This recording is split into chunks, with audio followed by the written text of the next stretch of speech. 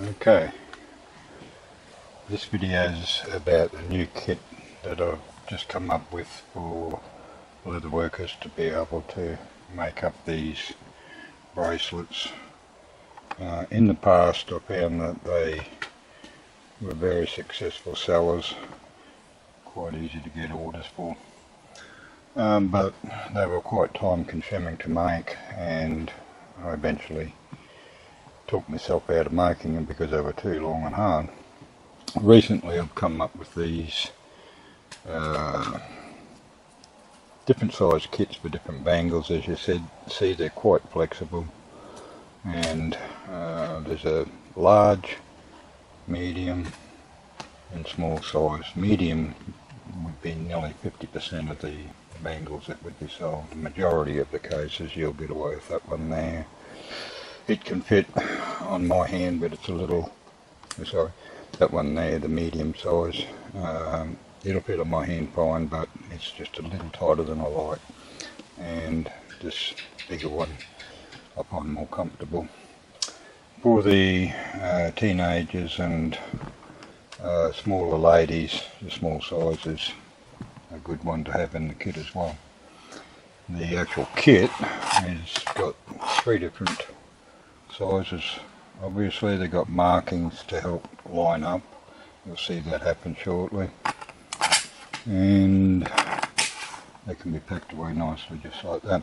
Also, these are the 2 cutout pieces which have holes in them to get the different sizes. So at full length they're doing the men's size or the large size, and next size down is the medium, and of course the next one's the small.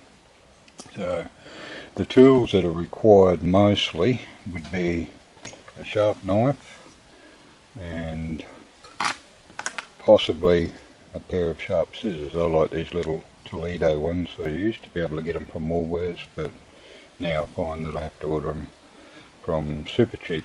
Can get them in a bulk way. Another thing that I've gotten from Bunnings, which can come in handy at times too if you sharpen them up right, is these little trimmers in the garden section. They can be quite good too. I'll touch on that in a minute when I get the camera in the stand. Other things required is these clips, which are about just short of 20mm wide. The height of these is 20mm, and just for experimentation purpose, people that have got lasers and that will put this one together as well. I've done that men's size. I only just thought of it when I got an order for a stubby cooler this morning, and I thought, now I've gone and set the laser up, I might as well just do one for this bangle setup as well. Obviously you can stamp it and do designs and put lacing in it.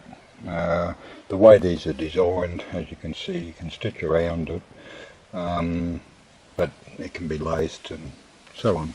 It's just open to your imagination of all the different types of effects that can be applied. So we'll go ahead now and I'll just show you the cutting out procedure and how they get made. Right, into the stand we go. Put this up so hopefully I can see what I'm trying to show you. Right, we have a lining piece. You'll notice the 2 leathers. One of the problems that you have if you're trying to do a bangle like this is that I've seen where people put them together out flat. That's where they put them out flat. The problem with that is that you get wrinkles inside very easily, and I think I'm going to have to take the camera up a bit, otherwise I'm going to get out of there, so I'll just take it up a bit higher. Right. Hopefully that'll work. Right. Now, getting back to what I was saying. Even the small one with the flexible thing inside, I can still put it on, but that's obviously quite tight and not a terribly good fit.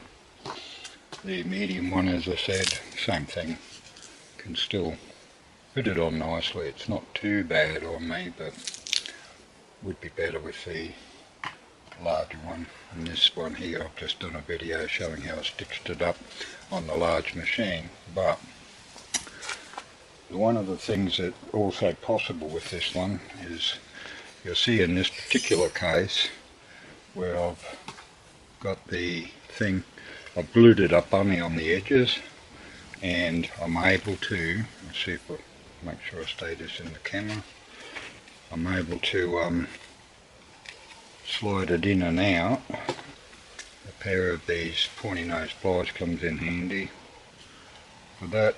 So in there now, that's ready for the last little bit of stitching to happen on that end there. As you see, it's open at the moment. So once you glue it together, it's pretty much as simple as fish inside, pull it out,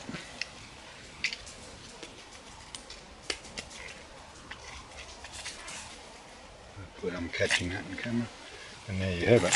Now if you want to lace it or anything at all like that, hopefully you can see that alright, you can get it down flat and go along and put in your stitch holes for lacing, or if you're hand stitching, you can hand stitch it while it's out flat. Also on a flatbed sewing machine or something like that, you can do the same thing, stitch around and just finish the last close hole by hand. Not 100% necessary, as I said, can be done on a lot of sewing machines if they're cylinder machines as well. Right, so that's covered that bit. Now we'll just go over the cutting out procedure. One of the things that I do here, and I don't do in the kit, but I do recommend, you'll see on the back here I've got a layer of glue. I like to use a contact glue, and the advantage with that is that when you, that's been on there for several days now, but basically when you're cutting out, it helps to stop it from moving around. I even do it on my steel rulers and things like that. Well worth doing. Okay, so the cutting out, we'll cut out a couple of backs. We need one long back for that one over there. So as I said, a sharp knife, basically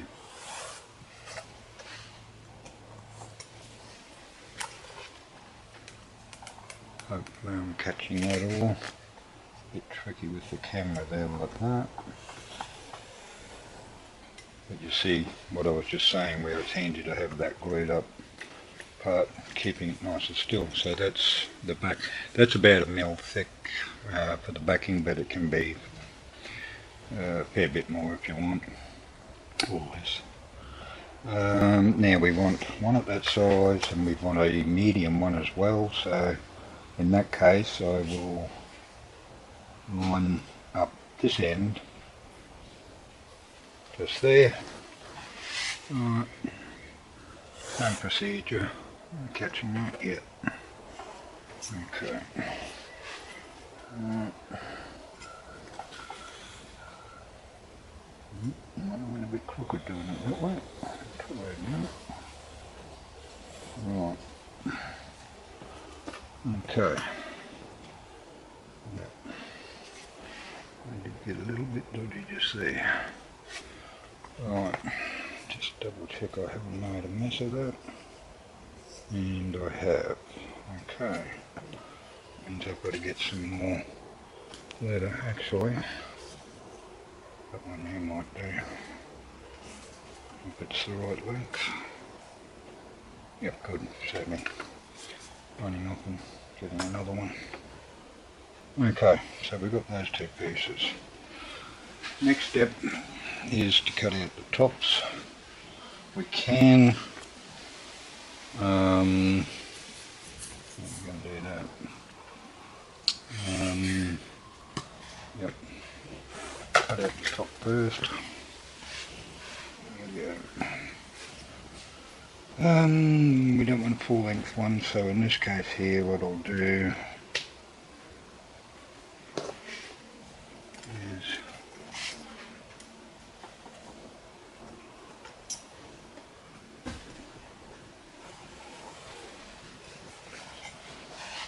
I think in this case I'll just waste a smidgen Now, what I should have thought to do before, and one of the reasons I like cutting on these cutting boards is you can just spin the cutting board around.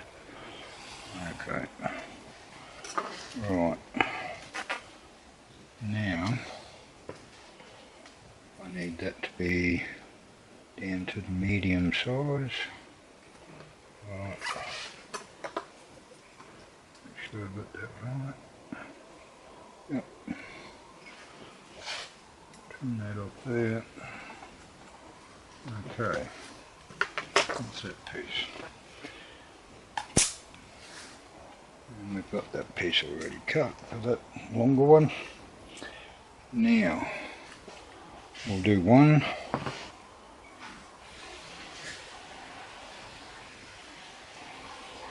method and one the other. One, we're just, a lot of these don't need to be stitched or anything.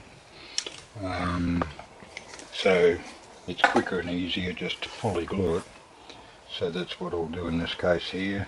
Easiest way for gluing, I like using these glue guns because they, when you're doing leather work all the time, it's a way of having your,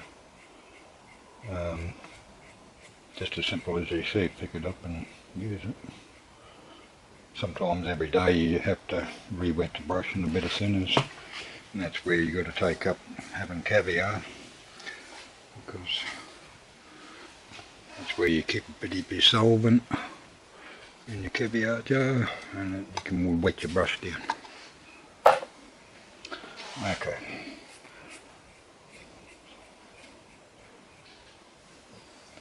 So that's enough for that one. In that case, as you see, I've fully glued that, and in the back on this one we'll fully glue as well.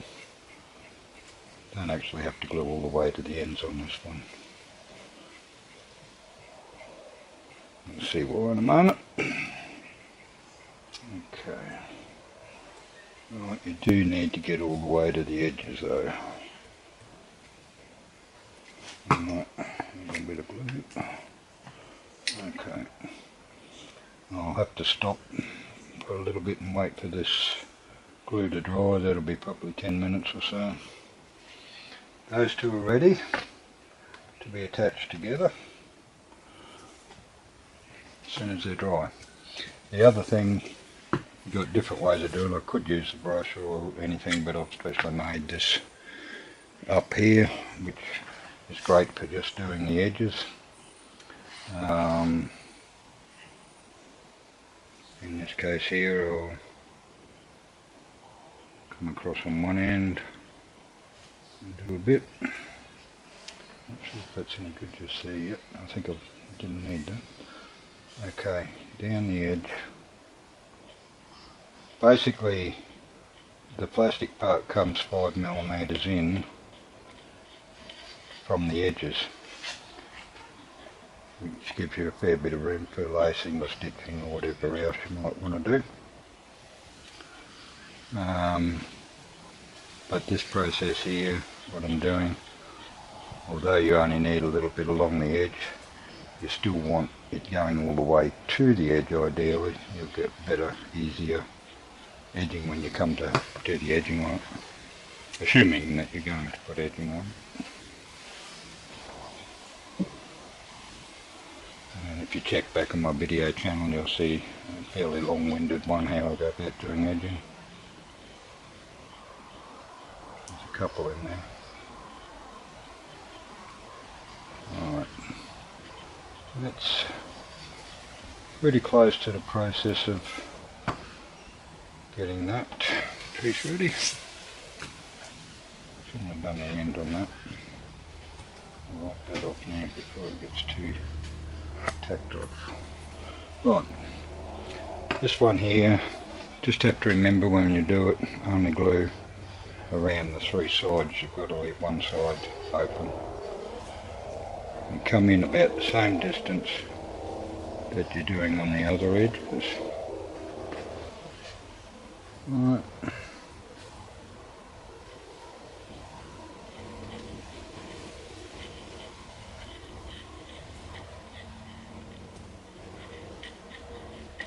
Yeah. The other side.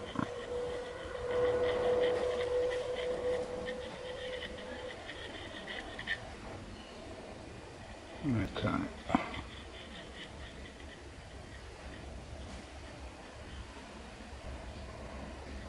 It's pretty close to right.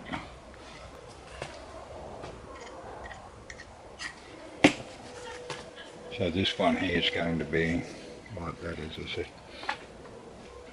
Right, put that aside to dry. And for that one we're going to need that one, and this one we'll need that one. Right, clip. Okay, that's all I can do until the glue dries now, so we'll come back again shortly.